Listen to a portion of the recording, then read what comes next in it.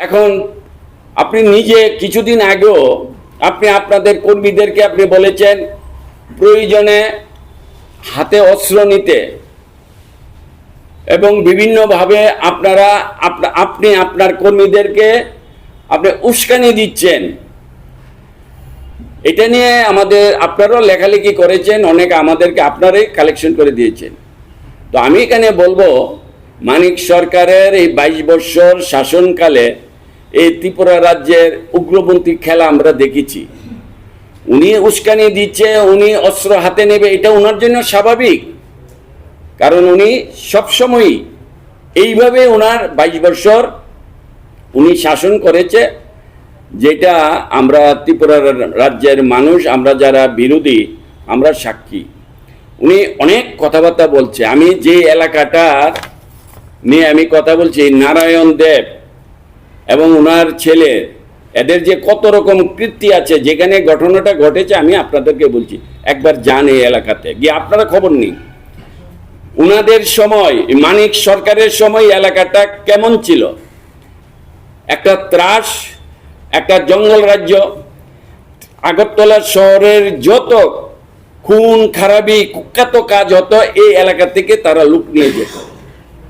এই ডুকলি এলাকা থেকে আজকে যেটাকে 51 ওয়ার্ড বলা হয়, এটা আগে পঞ্চায়েত ছিল, জঙ্গল রাজ ছিল। এলাকার মধ্যে মানুষ ভয়ে কেউ কথা বলতে পারতো না, কোনো ডেভেলপ ছিল না, একটা রাস্তাঘাটও ছিল না, কয়েকটা রাস্তা ছিল। যেখানে প্রায় 60খানা রাস্তার প্রয়োজন, সেখানে মনে হয় 6টা রাস্তা ছিল। তারা 25 বছর এগুলি করেনি। আমি এসে এখানে আমার 8 বছর শাসনকালে, অর্থাৎ আমার যে মিউনিসিপ্যালিটি এলাকার কথা বলছি, আমরা এখানে কমসে কম এখানে এই কয়েকদিনের মধ্যে 8 বছরের মধ্যে আমরা 20টা থেকে 25টা রাস্তা আমরা এখানে বানিয়েছি। এবং শুধু সাধারণ রাস্তা নয়, একবার গিয়ে আপনারা ঘুরে আসুন রাস্তাগুলি কিভাবে বানানো হয়েছে এবং এলাকার মানুষ কি বলে।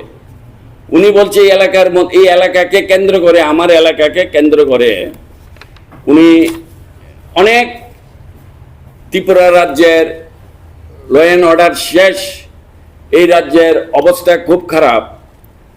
ঠিক আছে, উনি বলছে, কিন্তু উনি আমার মনে হয় যখন উনি শাসন করেছিলেন ত্রিপুরা রাজ্যকে, এখন তো দেখি উনি চশমা পরে সব দেখে, তখন কি উনি দেখতেন না ওনার সময় রাজ্যটা কি ছিল। এই রাজ্যের মধ্যে খুন খারাপি, বিরোধীদের উপর কিভাবে অত্যাচার করা হয়েছিল। শুধু আমি এই এলাকার মধ্যে একটা পঞ্চায়েতে, তখন ওনার আমলে এটা ছিল একটা পঞ্চায়েত, এটাকে বলা হতো ডুকলি পঞ্চায়েত। উনার সময়ে এই একটা পঞ্চায়েতে কয়টা মার্ডার হয়েছে। আর শেষ ব্যাপারটা আমি বলছি, অসিত শীল 3/11/1995 যখন তারা নতুন এসছে, সে কংগ্রেসের ছিল, তাকে খুন করেছে। কারা করেছে? মানিক সরকারের এই নারায়ণ দেব এবং নবারুণ দেব, তাদের হেফাজতে এই খুন হয়েছে।